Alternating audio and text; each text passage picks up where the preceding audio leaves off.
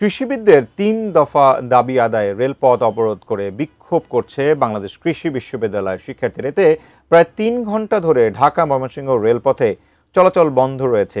এ বিষয়ে বিস্তারিত জানাতে সরাসরি জানতে যুক্ত হচ্ছি সহকর্মী আসাদুজ্জামান সুমনের সঙ্গে। সুমন, আমরা ৩ দফা দাবির কথা শুনেছি। এই ৩ দফা দাবির মধ্যে কি কি আছে, তারা কি চাচ্ছেন, আসলে কি তথ্য আছে আপনার কাছে জানাবেন।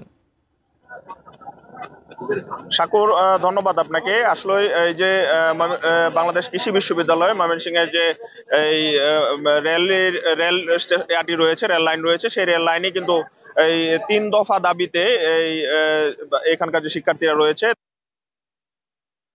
কৃষিবিদদের যে ৩ দফা দাবি, সেটির দাবিতে কিন্তু তারা এই রেলপথ অবরোধ করে রেখেছে প্রায় ৩ ঘন্টা ধরে। আমরা তাদের সাথে কথা বলেছি, তারা জানিয়েছেন যে তাদের বক্তব্য অনুযায়ী যে ডিপ্লোমাধারীদের যে অযৌক্তিক দাবি, সেটির প্রতিবাদে তাদের পক্ষ থেকে ৩ দফা দাবি দেওয়া হয়েছে। সেটি যেন দ্রুত সময়ের মাঝে মানা হয়, সেই দাবিতে কিন্তু তারা এই মহাসড়কে কৃষি এগ্রি ব্লকেট নামের এই যে কর্মসূচি, সেটি তারা পালন করছে। আমরা শিক্ষার্থীদের সাথে কথা বলেছি, তারা হয় এবং সুনির্দিষ্ট কোনো যদি তাদেরকে আশ্বাস না দেওয়া হয়, তাহলে কিন্তু তারা এই রেলপথ অবরোধ করে রাখবে। আমরা দেখেছি যে এই রেলপথ অবরোধ করার কারণে কিন্তু এই রেলপথ দিয়ে চলাচলকারী যে যাত্রী সাধারণ রয়েছে, তারা কিন্তু বেশ ভোগান্তিতে পড়েছেন।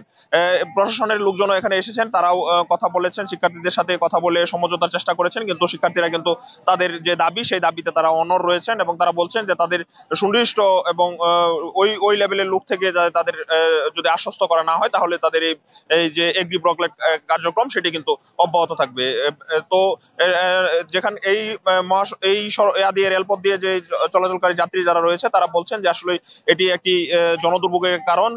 সরকার এবং সংশ্লিষ্ট মহল যেন তাদের এই বিষয়টি সমাধান করে এই রেল চলাচল স্বাভাবিক করে দেয়, এমনটি কিন্তু সাধারণ মানুষ প্রত্যাশা করছেন। তো সাগর, ময়মনসিংহ থেকে এই ছিল আমার কাছে এই এগ্রি ব্লকেট এবং শিক্ষার্থীদের যে দাবির বিষয়ে, যে এই রেল লাইন অবরোধ, সেটির বিষয়ে সর্বশেষ। সাগর।